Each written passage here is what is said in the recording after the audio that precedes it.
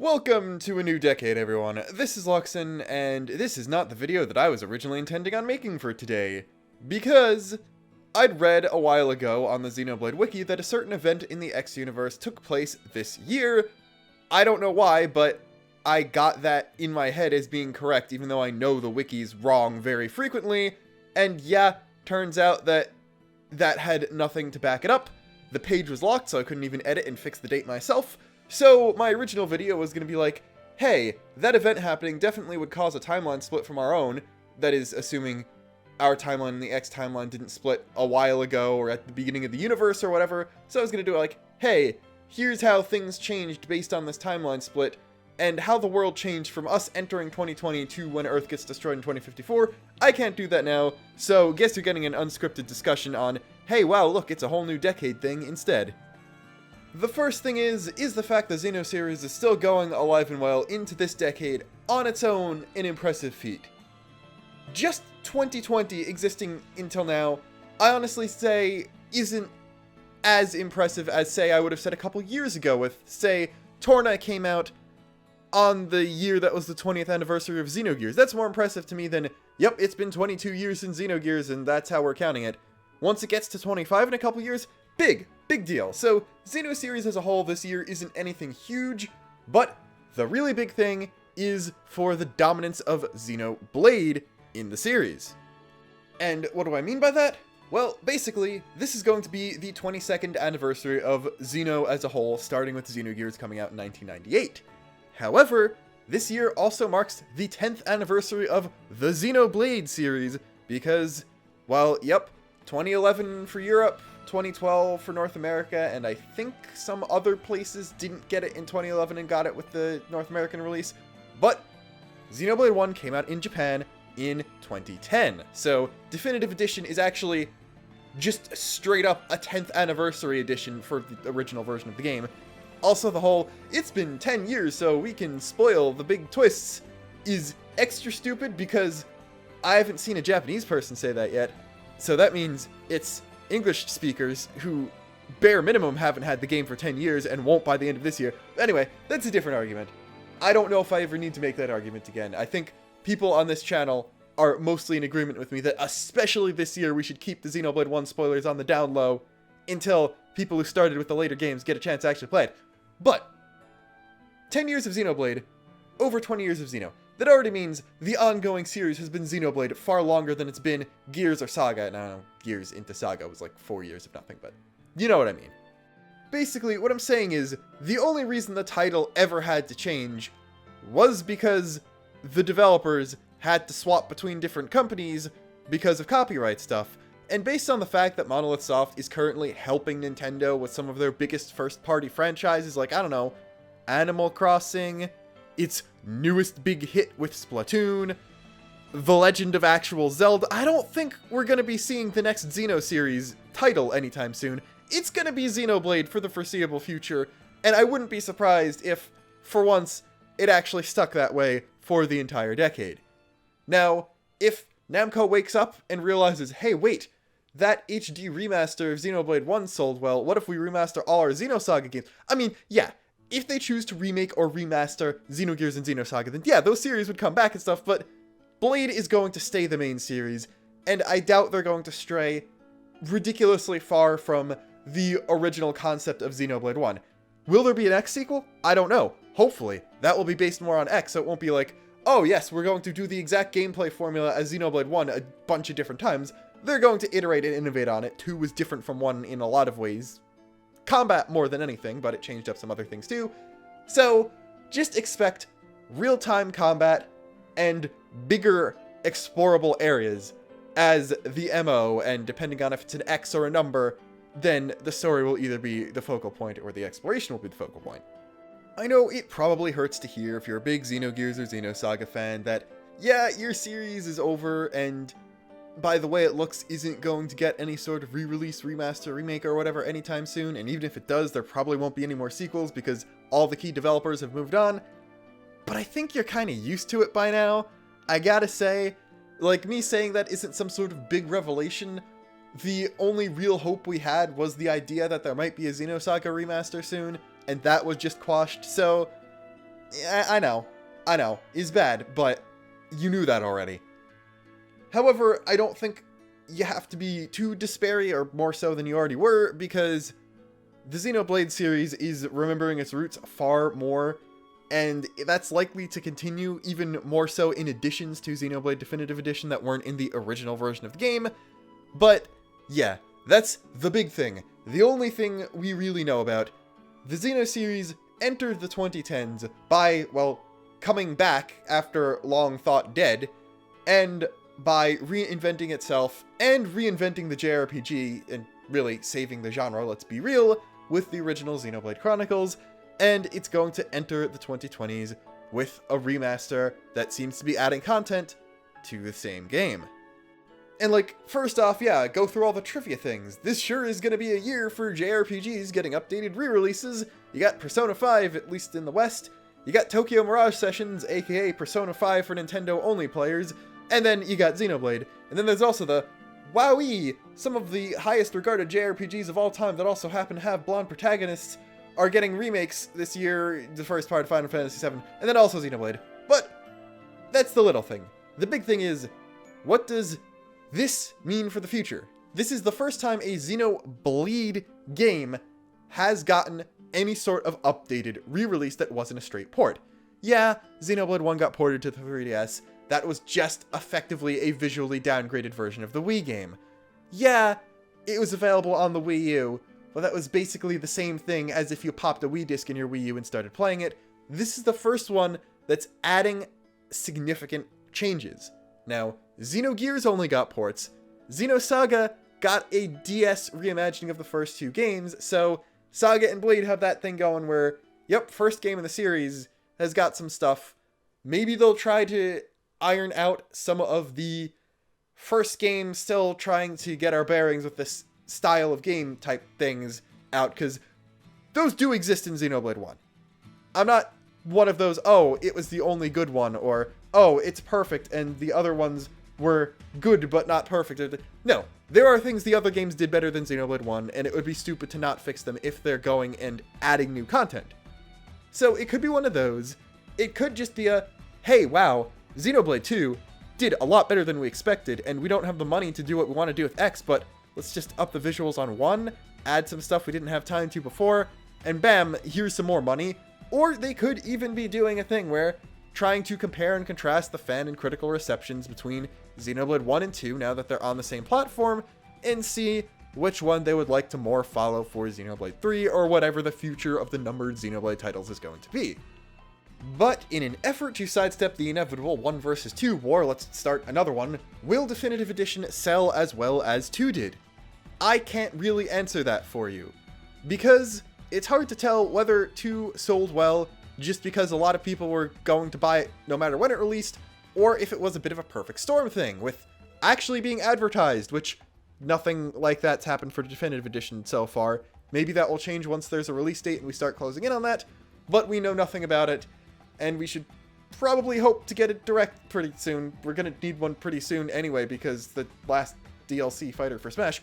Anyway, it also released during the year when Switch hype was the biggest, aka the year the Switch came out, and while it wasn't the launch title for the Switch like Breath of the Wild was, it did come out early in December of the year the console came out, so it is easily in one of the best positions for doing well, which might have contributed to its runaway success. I'm going to put that in air quotes because by series standards that's amazing, but in terms of doing as well as some of the best-selling Switch games of all time, not really. I think it might have been on the top 10 best-selling just for 2017, or like for 2017 through like Q1, Q2 2018, and then immediately dropped off because other big titles started coming out. So there's that. That's the thing. The Switch install base is bigger, but who's to say people who were turned off by Xenoblade 2 would go gravitate towards 1? I could easily sell 1 to someone by, oh, did you want 2 but didn't like the art style? Well, this one plays similarly, is of the similar quality, and has a different art style that you probably wouldn't dislike. And if someone's like, hey, I saw the gameplay, but I really don't like the randomness aspect. Basically, if you wanted to get into 2 and didn't like it for a couple specific reasons, then I could say, yeah, go to 1. 1 is better in that regard, so you'll probably enjoy it. But if you just didn't like 2 because of the style of game it was, you're not gonna like 1. Like, people who think JRPGs are bad aren't gonna distinguish between numbers, so there's all that kind of thing. And there's also like, yeah, a lot of new people started with 2. Is every single one of those people going to buy 1? Absolutely not. Are even people who played the original version of 1, and regardless of whether or not they didn't get liked, disliked 2, are they going to buy it again? Probably not. I'm obviously going to, because I need to for videos, and also I was going to anyway, but not everyone's going to do that. A lot of people, the Wii version's enough. So my guess is going to be, it's going to do well. It's going to do better, at least in North America, than the original release of the game did, if only because it's not going to be limited to GameStop. Will it sell as well as 2, though? I honestly don't think so, despite all of that. Maybe if Shulk first came out in Ultimate, or they tried cross-promoting that with Xenoblade or something like that, maybe that would help. Maybe it gets a holiday release, that'll push it over. But I can't just see the idea of, this one doesn't have as much fan service as the other one, pushing it to do better than the first Xenoblade game to release for the same console, if that makes sense. Just because 2 came out back in 2017 doesn't mean people who are first purchasing their Switches in 2019 and 2020 who would be interested in a game like that wouldn't be getting it, is what I'm saying. Regardless though, we'll have 2 out of the 3 Xenoblade games on the same console, which is cool. First time since the technically the DS, but really the PS2, where 2 Xeno games have been on the same system at the same time, which is nice, I guess. Like, that's not a huge big deal. The big deal is more that X is missing, and I really hope they do something about that. They said that they don't have the resources to bring it over, and I believe them.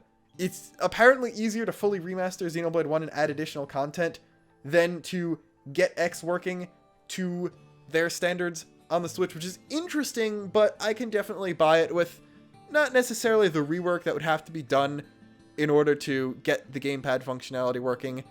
And obviously the Switch is more powerful, so it could run the game fine. It's just more of a, first off, file compression is a big deal because of, I think, yeah, if you tried downloading the game, it was bigger than a Wii U. It's still bigger than the Switch's memory.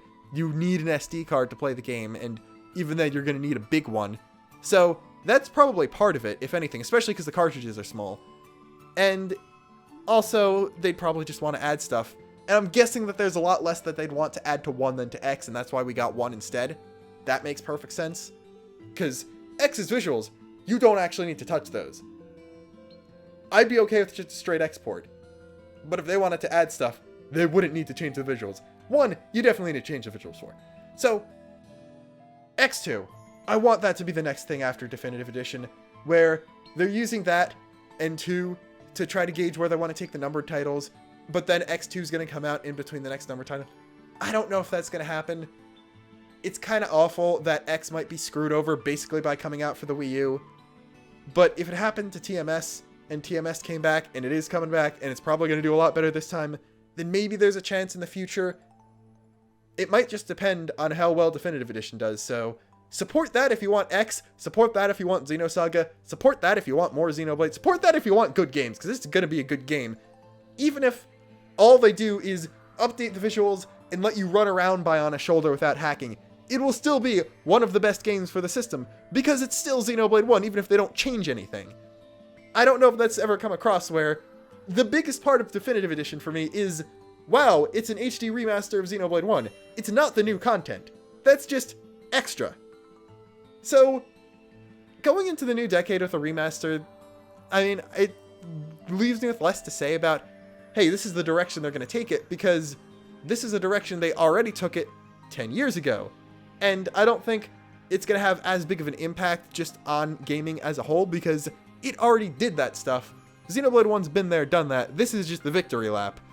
But that's not necessarily a bad thing, just because of the amount of people who just got into the series and who got into gaming as a whole since the game originally released. A remaster doesn't have to shake the world, and even the next Xenoblade doesn't have to shake the world. It just needs to be the next good Xeno game, and I think based on the way 2 is going, based on the confidence in the brand to bring back 1, X might be getting shafted a bit, but I feel like this is a good position. Now, if I had to rank okay, how good does the Xeno series as a whole look going into a new decade for the 3 times it's gone into a new decade now? Well, 1900s into 2000s was in between Xenogears and Xenosaga, so that's pretty bad. 2000s into 2010s, in between Xenosaga and Xenoblade, but at least Xenoblade 1 had already been confirmed by then, so I don't know. I mean, this is obviously the strongest. The series is still going. It has a game confirmed to be coming out. We know they're working on more stuff. We know that there's a lot of stuff from older games that want to start bringing back again, so, like, yeah, out of those, it's definitely the best it's ever been, but I'm gonna have to say 2017 into 2018 is probably the best the series has ever looked as a whole when going into a new year, so I guess you could call this a bit of a future retrospective, which, yeah, let's do that. Where do I expect the series to be if for some reason I'm still sitting here talking to YouTube on January 5th, 2030, or whatever the Sunday closest to New Year's that year is going to be? Well, I expect it to be bigger than it was. I fully expect the Xeno series to still be Xenogears, Xenosaga, and Xenoblade. I don't expect there to be any new entries in those older series besides maybe a remake or port. We're not getting Xenogears episode 6 or 1 through 4. We're not getting the second half of the Xenosaga 6th episode thing. That's not on the table anymore. But I still could see, eventually, with times change, with upper management changing, them getting a bit more love. And I could definitely see, if we get less than 3 new Xenoblade games in this coming decade, I would be surprised. Just keep pumping those out. I really hope, because there's obviously going to be another Switch-like thing after this Switch that's going to be more powerful than whatever, that there is a Xenoblade, or at least a Monolith Soft game, as the launch title for that, because of how well that did to prop up 2. We need that again. We need someone like Monolith who always pushes the envelope, even if they're doing a launch title, to do something like that. I mean, to be fair, they also worked on Breath of the Wild, so they kind of pushed the envelope twice at the same time. You don't need them to do that. But Monolith is going to be in a stable position. I can guarantee that. Will Xenoblade be done? I don't know. There's so much stuff they didn't get to put into all the previous games that even if they're given the entire decade to make one Super Xeno crossover thing, there's still going to be stuff that they're going to want to do again. And even then, even if they manage to finish Perfect Works, there's still the name. They might officially end the series, but I could still see them using the name and just reusing concepts, playing with them a bit more, not directly basing stuff on Perfect Works anymore, but still using things like the references and the gameplay style and doing that. I'd honestly be more excited for that than the 3rd retelling of Perfect Works, but I don't know if they're going to get that far. I feel like no matter what we do, we're not going to escape too far from the bounds of Perfect Works. But also, I've read Perfect Works. I know what's in there. I'd love to see that actually put to gameplay at some point. So, yeah, I think there's a lot to look forward to. And I think that until next time, well, I know that until next time, this is Lexon signing off, but I wanted to do the transition there better, and I didn't. Good night.